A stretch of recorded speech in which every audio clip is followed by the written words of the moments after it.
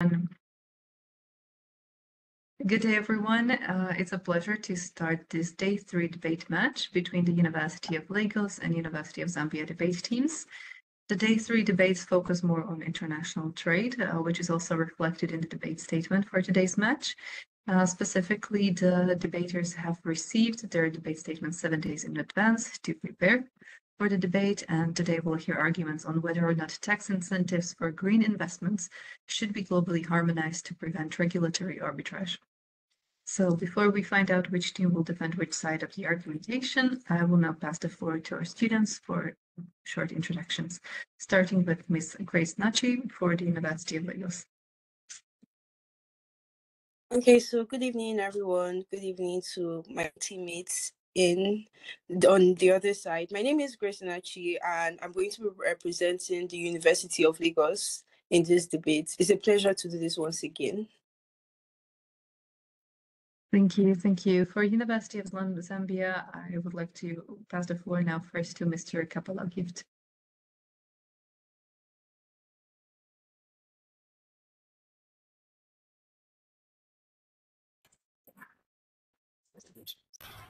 Yes, good evening, everyone. My name is Teddy Msonda. I'm a final year law student at the University of Zambia, and it's a pleasure to be here and looking forward to the debate. Nice. Thank you, Mr. Musonda. Passing the floor back to University of Lagos to Mr. Chendu.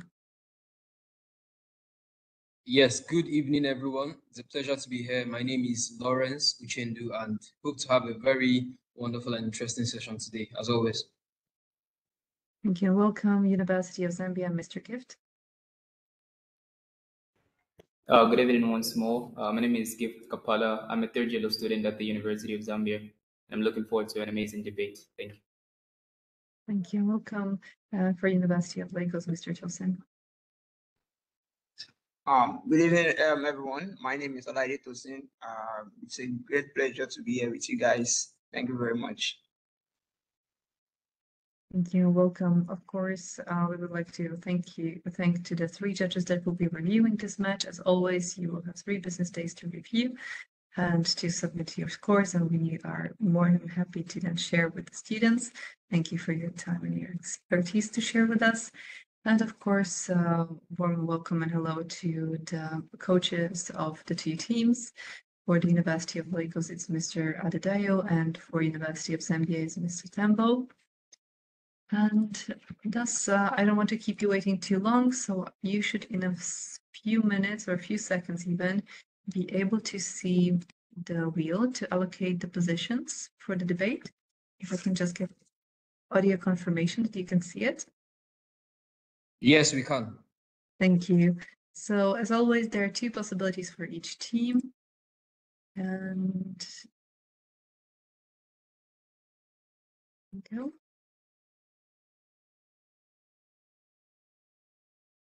All right, for today's debate, it will be the University of Zambia's debate team that will be arguing against the debate statement for Day 3 debate match, and it will be the Lagos University that will be arguing in favor of the debate statement. You will now have 5 minutes to finalize your preparations, and you feel free to close your cameras and microphones, and afterwards the team in favor will be starting.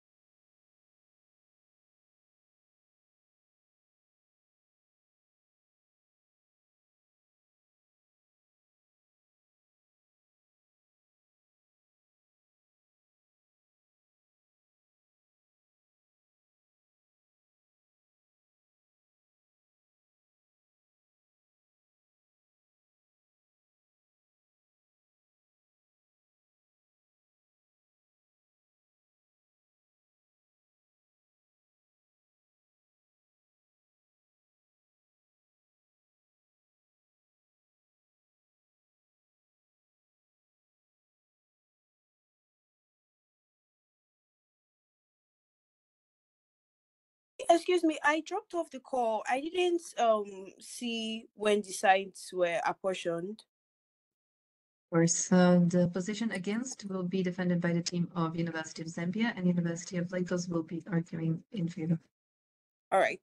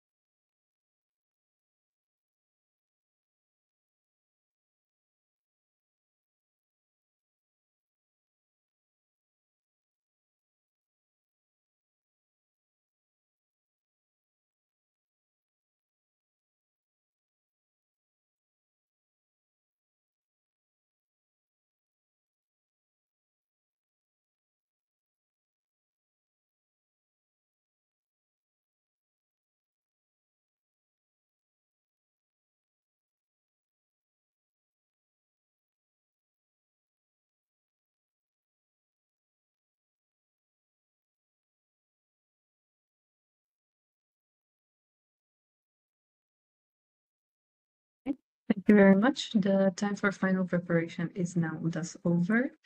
We'll be starting by hearing the opening statements for the in favor position. University of Lagos, you will now have 4 minutes. Can I confirm that I am both visible and audible, please? You are. All right. I'll be starting my argument now. Honorable judges, as we speak, tax incentive policies for green investment create exploitable loopholes which weaken global sustainability efforts and widen the gap between booming and struggling economies. Consider Spain's environmental investment tax incentives, which were reintroduced in 2011 to promote green technologies. However, a study by Barcelona School of Economics analyzing over 2,500 enterprises found no evidence that this domestic measure led to an increase in green investment. This demonstrates how weakly regulated tax incentives can drain public funds without delivering real sustainable progress. Good evening, honorable judges and my esteemed colleagues from Zambia. Today, my colleagues and I argue that tax incentives for green investment should be globally harmonized to prevent regulatory arbitrage. But first, permit me to define some key terms in this context. Tax incentives refer to tax policy measures that encourage businesses to invest in environmentally friendly and sustainable projects. Green investments entail financial commitments to environmentally sustainable projects, while regulatory arbitrage occurs when businesses exploit tax policy differences across jurisdictions to maximize profits. Now, my argument has 3 points. 1, harmonization eliminates unfair tax competition. 2, unfair global progress. And 3, unbalanced incentives can drain public finances. First, we argue that global harmonization eliminates unfair tax competition. The current fragmented system allows businesses to exploit regulatory gaps by relocating to countries with weaker tax policies, prioritizing profit over genuinely impact-driven investments. This results in a race to the bottom, where environmental standards are compromised and wealthier nations capture investments while developing nations struggle to attract green capital. For instance, the Organization for Economic Cooperation and Development reports that over 88 countries offer green tax incentives, yet vast inconsistencies enable these operations or companies to shift operations to jurisdiction while lower environmental standards are upheld. Secondly, we argue for uniform progress. Uniformity here is essential for addressing climate change because environmental crises do not respect borders.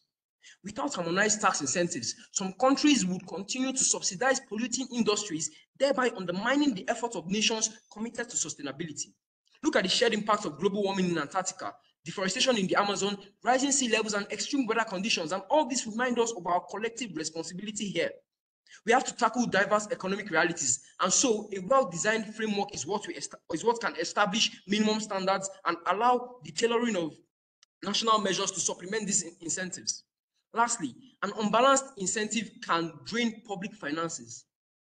Judges, aggressive tax incentives which intend to attract green investments can erode the tax base and deprive governments of essential revenue needed for economic development. For example, Sri Lanka recently experienced its worst economic crisis since independence due to excessive tax exemptions that cost billions in revenue and hinder their ability to fund climate adaptation efforts. Without harmonization, economies risk losing long-term economic stability. Judges will propose the following recommendations. Capacity building for weaker states through technical assistance, similar to the support given under the OECD inclusive framework for base erosion and profit shifting. This should also be supported by designing flexible harmonization agreements that enable stronger states to maintain aspects of their tax policies which are crucial to their national interests. For example, the success of the International Council for Harmonization in the pharmaceutical sector illustrates how tailored, equitable frameworks can drive sustainable growth without compromising national interests. Honorable judges, in conclusion, I ask, who do you think suffers the most from regulatory arbitrage? It's not corporations, it's vulnerable communities facing climate disasters. And without harmonization, we risk a future where profit overshadows the planet and economic inequality deepens while climate disasters intensify. Thank you very much. Thank you. We'll now hear the opening statement for the against position. University of Zambia, you have 4 minutes. Am I audible enough? You are. I start in 1, 2, 3. Dear learned judges, imagine buying 5 jackets of the same size to fit 5 individuals with different body sizes. Would that be reasonable? Well, no. This is exactly what would happen if we agree with the proposition today. Yes, we contend that a unified, globally harmonized tax incentive framework does not take into consideration the specific economic needs of member states. Well, as opposition today, we'll provide 5 arguments in support of the opposition today. Our first argument is that a globally harmonized tax incentive framework does not take into cognizance the specific and unique needs of states. Secondly, each state has diverse and different natural resources that dictate their green investment strategies. Third, we'll argue that harmonized tax incentive undermines state sovereignty. Fourth, we'll argue the principle of uneven burden on states. Fifth, we'll argue that this has the potential of risking or undermining innovation and methods of incentivization.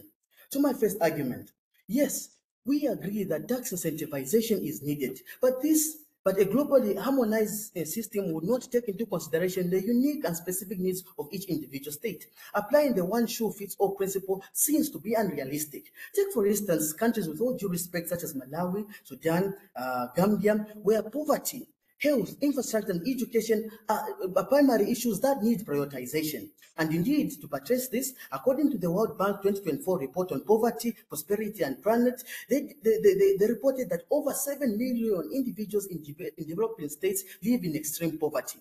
Really, we see that for states like this, it would be unreasonable. These states cannot afford to put in the same level of investment in greener energy, such as the level that developed states such as the US and Germany would put in place.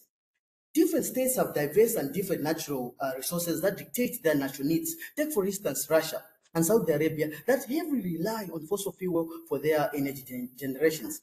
For countries like this, it would be unreasonable to have a unified tax incentive framework right now, because it may lead to disadvantages in terms of which would lead to energy crisis.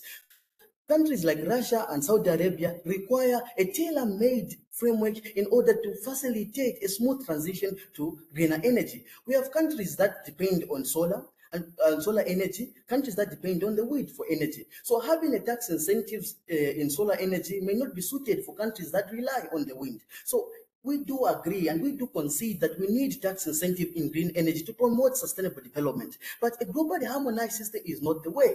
We need to ensure that states across measures to adapt to their specific circumstances, and this is reflected in the Kyoto Protocol to the UN Convention on Climate Change, where Article 2 explicitly states that countries are mandated to put in measures and policies in their national laws in order to promote sustainable development. Ladies and gentlemen, we do agree that yes, this may lead to a race to the bottom, but this just supports our point, because it will ensure that companies and corporations with the best ideas, companies and corporations that invest more in greener energy are given less taxes. And when companies that engage in greener energy are given less taxes, it would mean that we'll have more investment, we'll ensure it would lead to the availability of tax investment. So we'll see that developing countries and underdeveloped countries may be affected or will be benefit from regulatory arbitrage. So now is not the time, dear judges, to focus on a regulatory framework that will harmonize tax incentive. All we need to put in place is to ensure that member states oblige to these frameworks or mechanisms that are put in place by our current framework, such as the Paris Agreement, such as the United Nations Charter to climate change. All these are important for major states, for member states to enact laws and regulations that promote greener energy without mandating or imposing on these states to abide to an international framework that may not be tailored to meet their specific needs and specific circumstances. Dear learned judges, with these few points, I rest my case. Thank you very much. We have now heard the opening statements for both sides of the argument. We'll now proceed with the rebuttals, starting with the team in favor. University of Lagos, you have 2 minutes. I start coaching, but before I continue, I cannot see anybody on my screen. I cannot see whether or not your camera is turned on, so I won't be able to see the times. I'll just ask. Do you have a timer as well you could use maybe on your phone? I don't have one. Perhaps I want to try to leave the meeting and join back. Would that be fine? All right, please try to reconnect. All right, thank you very much. Okay, we'll just give it just a minute. Thankfully, we are just after the opening statements.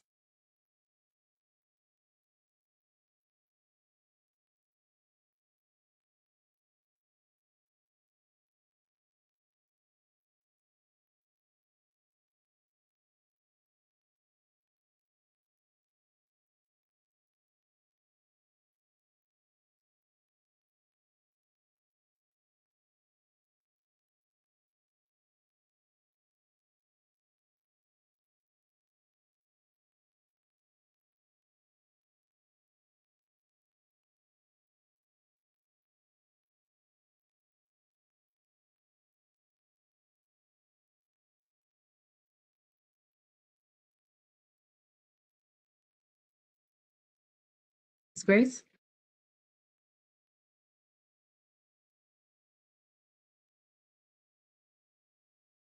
Yes, Ms. Nachi, we saw you for a second. Can you?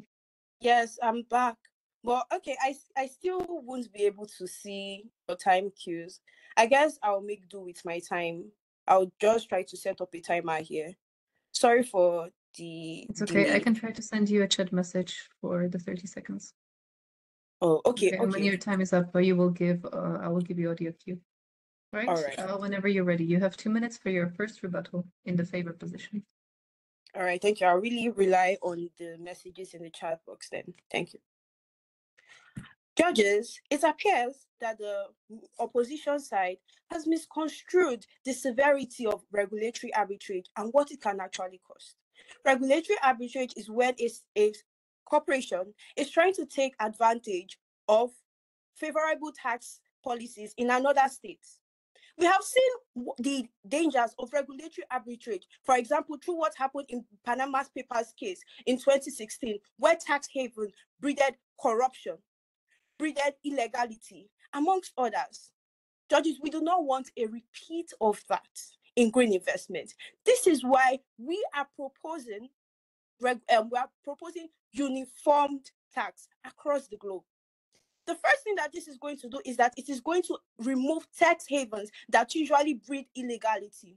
Second, we would like to state that there is actually effort of a globally concerted, there's currently evidence of a globally concerted effort to reduce regulatory arbitrage across different types of investments. We have examples of the European Union creating blacklists for states that are not tax favorable jurisdictions.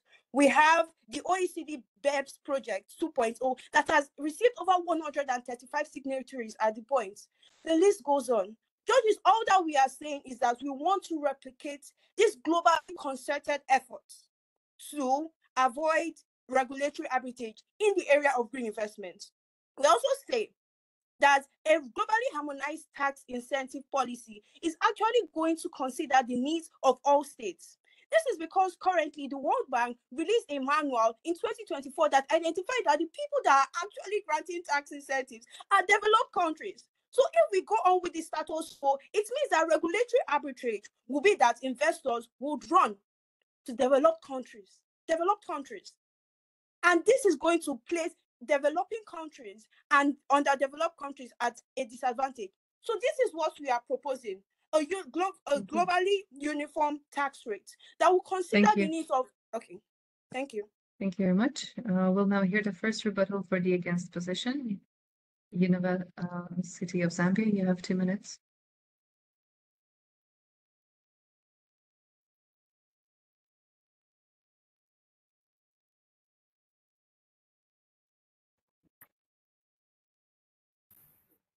All right, good evening once more. Am I audible and visible? You are. Thank you very much. Allow me to go straight forward to our next line of argument, which is the risk of undermining state sovereignty. Now, in the case of Nicaragua versus Colombia, state sovereignty was defined as a state's right to dictate and regulate activities within its exclusive jurisdiction. Now, states have the supreme authority to dictate and regulate the activities within their exclusive jurisdiction as long as this does not go against the conventions or rather international instruments that that particular state is party to. Now, we must understand the necessary or rather significance of sovereignty as it relates to the regulation of taxes, because this has a direct impact on the economy of a particular state. It is therefore not an issue that ought to be taken lightly, but one that ought to be taken with due diligence. Now, in the case of Germany versus European Parliament and Council, the court was emphatic in bringing out the points that states retain the paramount and primary responsibility as well as right to dictate the policies in their own country. And as such, sovereignty helps states as well as, or rather gives states the right to make policies that are peculiar to their national interests as well as circumstances. Now, suggesting, as the proposing side suggests, that states can have a globalized and unified tax incentive framework would be spitting in the face of national interest as well as sovereignty, because this directly goes against the considerations that each peculiar state would have. And just to respond to the argument by the earlier speaker to say that the regulatory arbitrage would not lead to a globally unified framework with regards to tax incentives, our argument remains that as states still have peculiar circumstances as well as interests, it remains impossible for the international community to consider the circumstances of each particular state. With these few but convincing points, I submit. Thank you. Thank you for your submission. We'll now move to hear the second rebuttals, starting with the position in favor. University of Lagos, you have 2 minutes. Okay, I would like to once again confirm that I am audible and visible. You are. All right, thank you very much. Judges will be engaging with the opposition statement that a globally uniform tax incentive is going to undermine state sovereignty. However, judges would like to point your attention to the fact that when it comes to economic matters, states at some point actually submit a part of their sovereignty, as long as joining the international body is actually going to be for their own economic good. We see this by the membership of the World Trade Organization that is made up of about 130 countries in the globe. This shows and signifies a willingness of states to submit their sovereignty to an international body when it relates to economic matters that concerns them. And we have seen this replicated in the area of regulatory arbitrage.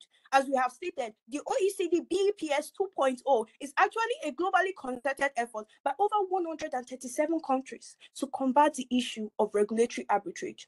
All that we are saying, judges, is that this should be replicated in the area of green investments. Also, judges will actually like to state that a globally uniform tax incentive is going to consider the needs of both developed and developing countries. Judges, I've already stated that most of the countries that have tax incentives for green investment are actually developing countries. What a globally uniform tax incentive is going to do is that it will consider that the tax incentives that are already being given by developed countries and reduce them. Then it is going to ensure that these underdeveloped and developing countries that do not actually have tax incentives adopt such incentives. And this is going to reduce the equilibrium and the already existing concentration of tax investments in developed countries. Judges, the situation that we have on ground is one that is of global importance. We need a globally concerted effort to tackle climate change and the adverse consequences that go on with it. This is why we are pushing for a globally uniform tax incentive rates that is going to eliminate tax havens. It is going to make multinationals and other investors focus on what really matters. That is on their investment and green innovation, rather than running from pillar to post, from one state to the other, to choose what tax favor them. Thank you. Thank you. All right, we'll now hear the second rebuttal for the against position, University of Zambia team. You have 2 minutes.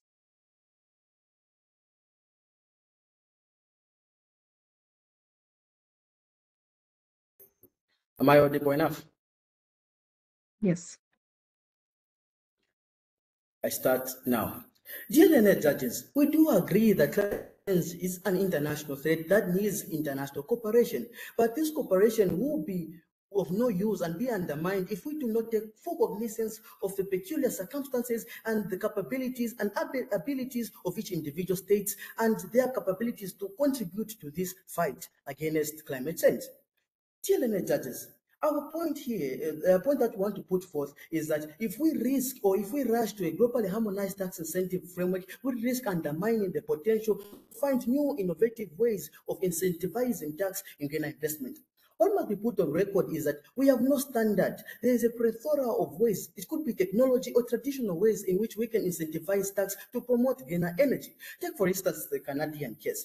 Canada, as per 2024, is imposing 20 to 30% discounts to entities and corporations that invest in solar energy. We also have UK. The United Kingdom is currently offering discounts on commodities to households and corporations in terms of tax rates, general tax rates to companies that invest in renewable energy. For example, in Zambia, with our scarcity of electricity, the government has brought in an innovative way in order to promote renewable energy. So individuals and corporations that invest in solars are given electricity at less cost. Essentially, the government buys electricity from these companies and from these individuals by connecting their houses and their corporations to the national grid. So we see that if we do not take cognizance, if we rush to give a harmonized global incentive framework, we risk undermining and stifling new innovative ways that are peculiar to the circumstances of a changing society. So we do not need to rush and put a globally harmonized incentive framework, but we need to first pause and consider the circumstances of each case, of each country. A country is best suited to bring in incentives best suited for the changing circumstances in order to mitigate the peculiar needs of the state. Thank you. Thank you. This marks the end of rebuttals. We'll now be hearing concluding statements. First, passing the floor to University of Lagos for the concluding statement of 2 minutes in favor. All right. So,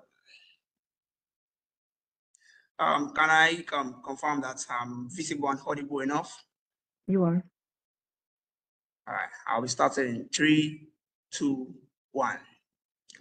Judges, imagine a world where the fight against climate change isn't a united effort, but a chaotic marketplace where profit overshadows progress. Right now, this is our reality.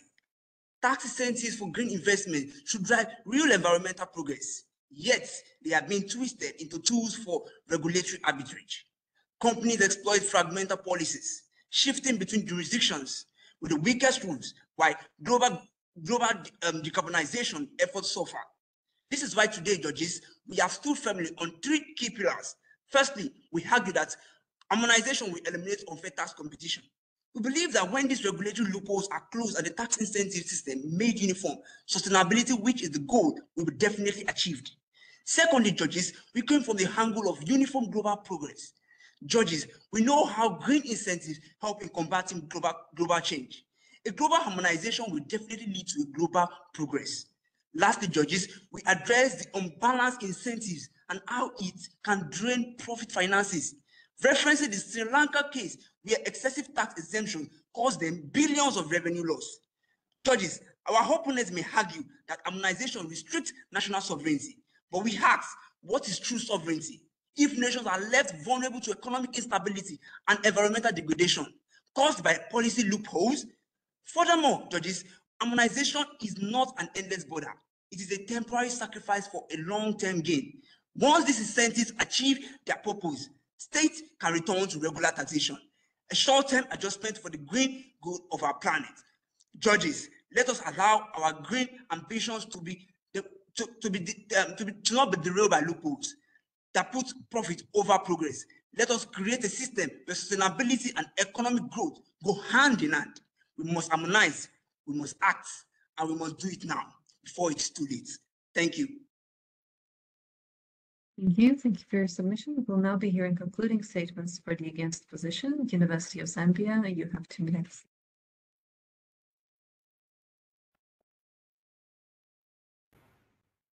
Am I audible and visible? You are.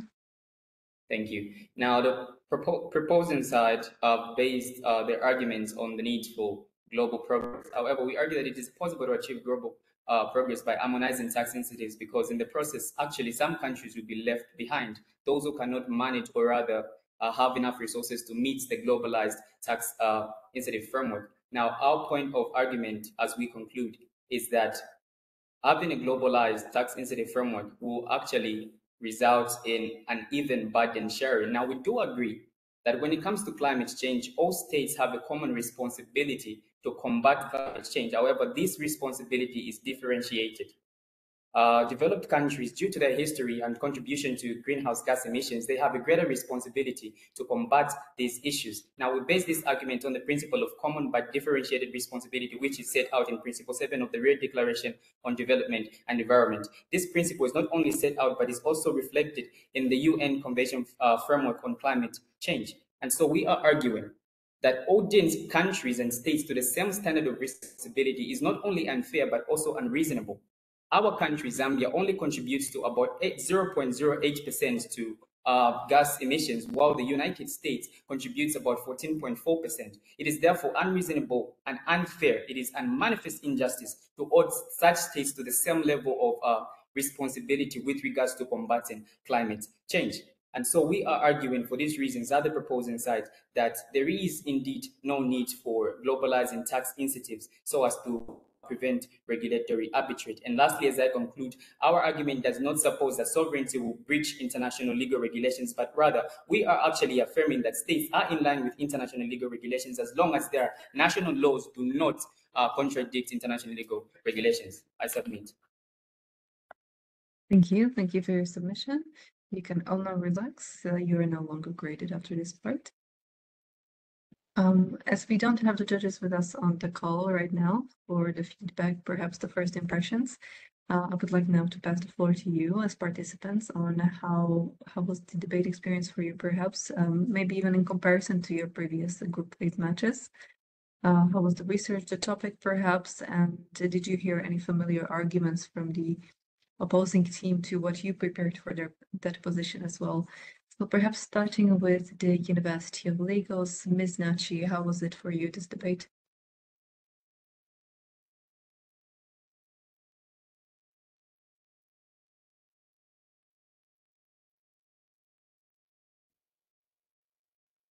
Or perhaps your teammates, Mr. Chendu or Mr. Tosin? Right. Thank you very much for that. It was a very, I would say it was a very interesting experience for our research, particularly because the topic tends to lean, or most of the materials we saw while researching tended to lean towards one side of the arguments, right? So we definitely had to employ some ingenuity in like crafting up our points of arguments and also working on our rebuttals. So in all, it was a very interesting and insightful experience. People we were before this particular debate topic, people we are now, there's a difference. So yeah, it's a very good one. Thank you.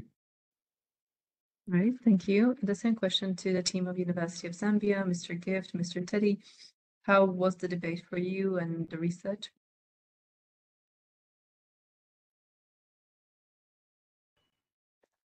Firstly, I want to thank the team, the University of Lagos, for such an amazing debate and to congratulate them for an amazing performance. Personally, I found the debate to be very interesting during the research, considering that the area of law that I had to research upon was novel, something that I don't come across daily in my studies. And so I found it to be very interesting and insightful. Thank you very much. Thank you. Now passing the floor back to University of Lagos, Ms. Nachi, or also your teammates, I believe Mr. Tosin. Thank you very much. In fact, to be honest, it was a tough one. Like it's a really, really intense match, and I saying from the research we've done on this thing, like just like my teammate said, it was a little bit like one-sided for us, but we had to prepare for both sides at the same time. And I would say that the match was really it was there for me. So I'm really, really grateful, and thank you my sincere gratitude from the students at the University of Zambia and to the coaches and the organizations of this event. I'm so grateful. Thank you very much. Thank you. Also for University of Zambia, Mr. Gift, how was the experience for you for the debate?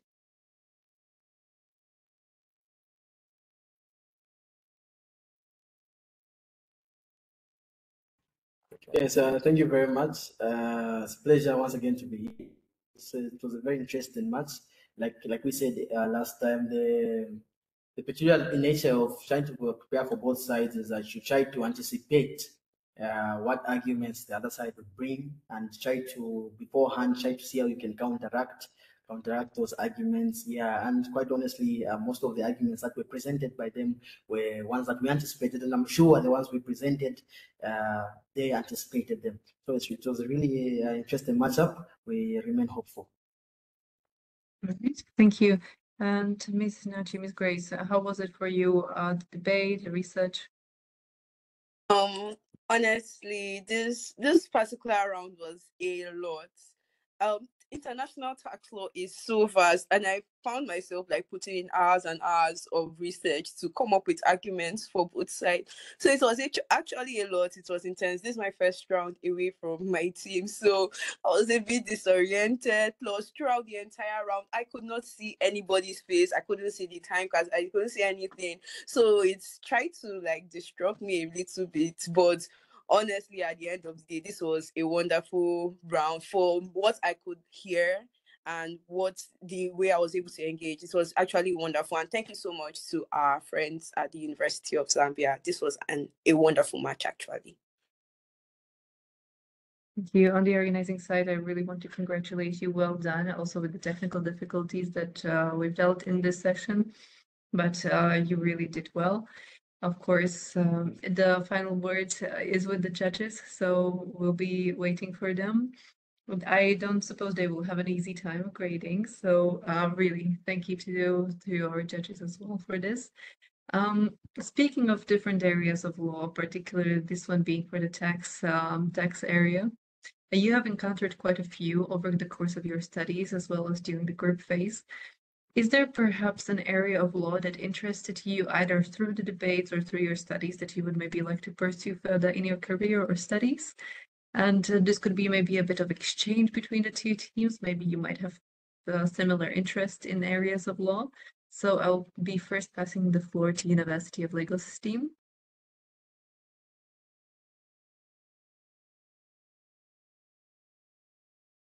Okay, I think I'll start by saying I have two areas, but for the purpose of this question, I would go with data privacy, particularly because of the innovative technology of AI in the society we live in and the ethical issues that AI poses for the future, right? So data privacy is one area of law that I really, really want to explore. And yeah, let's see how it goes. I really want to hear about that of the University of Zambia as well. Right, then passing the floor to University of Zambia.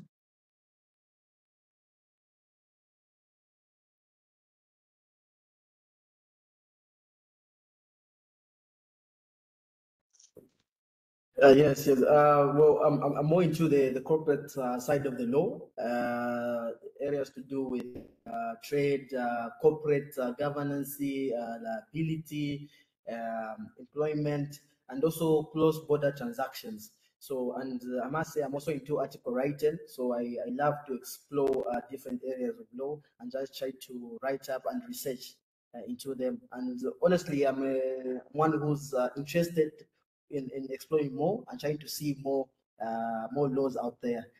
So the previous speaker, forgive me, forgotten your name. Yeah. So the area of law that you just mentioned with regards in relation to data privacy is something that I would love to explore more. Right. Perhaps Mr. Joseph, Ms. Nachi, how is it for you? Okay, so overall, I don't think I'm actually going to pitch my tent in any particular area of law because I feel like I'm still new to this law thing and I'm just trying to explore as many areas as I can. I don't want to shoot myself in the foot by just pitching my tent in one side yet.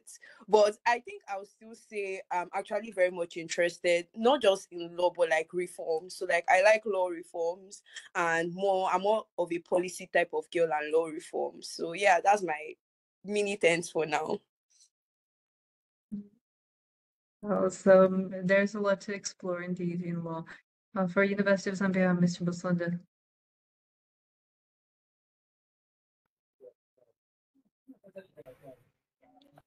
Oh, by the way, he's Mr. Musonde, then I am Gift. So I would just say recently I've actually got to develop an interest in international law as a whole because previously before the competition, I never really got to understand how broad international law can be. And so it just sparked an interest to learn more with regards to international law in general, I can say, especially with regards to environmental law. Yeah, thank you very much. Right, and University of Lagos, Mr. Tosin. All right, thank you very much. As for me, I had it in mind since the one that I'm going to explore maritime law. So it's an aspect of law that I really, really fancy and doing something related. And I think that's one of the things that pushed me into going for this debate because I view the environmental aspect as another aspect that relates to maritime law, the protection of the environment and people living in the environment. So it's one thing I really, really want to explore, and I'm grateful for this opportunity as well, and giving me more insight about it. Thank you very much. Well, thank you for sharing. Perhaps one final question from my side, and then it is all in your directive of how you stay in contact. Of course, we tag you on LinkedIn posts during the announcements, both of the debates and of your teams. But as you are in different campuses, there's quite a big difference between Lagos and Lusaka. So also the student experiences are perhaps different, but maybe also similar. So perhaps question to University of Zambia first. If your colleagues from University of Lagos were to have an option to travel to your campus or to Lusaka, what student event or maybe student experience or cultural experience maybe even would you take them to experience?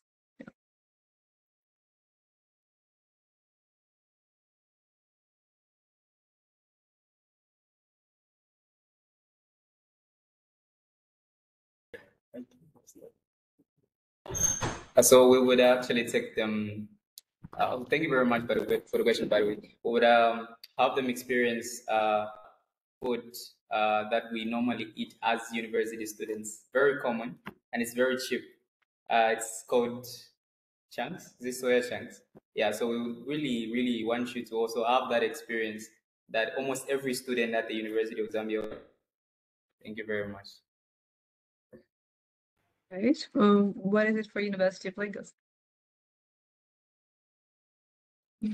Okay, so I think I would the first thing I would say is we have a lot of beautiful infrastructure in the campus here.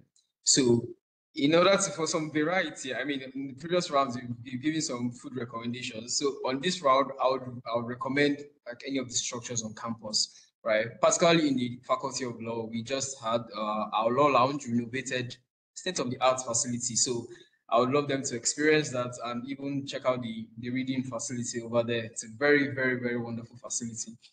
I absolutely recommend. Right. Well, perhaps quite a few options maybe to explore both on culinary side and visual architectural side for the two teams. Of course, with the results, we will also tag you. So once they're announced, and during the mid-April, there will be a networking session where you will have the possibility, albeit virtually, but still meet with each teams that are in the group phase. It will be set most likely during the about 4 p.m. Central European time, just as it's just about the best match in regards to the time zones of everyone else participating. So we will share the link with you in advance. You can maybe already stay in contact through LinkedIn, and if you would like to exchange on email addresses, we are happy to connect you as well. And thus, this concludes your group phase. Once again, congratulations to both your teams. Well done. What a journey.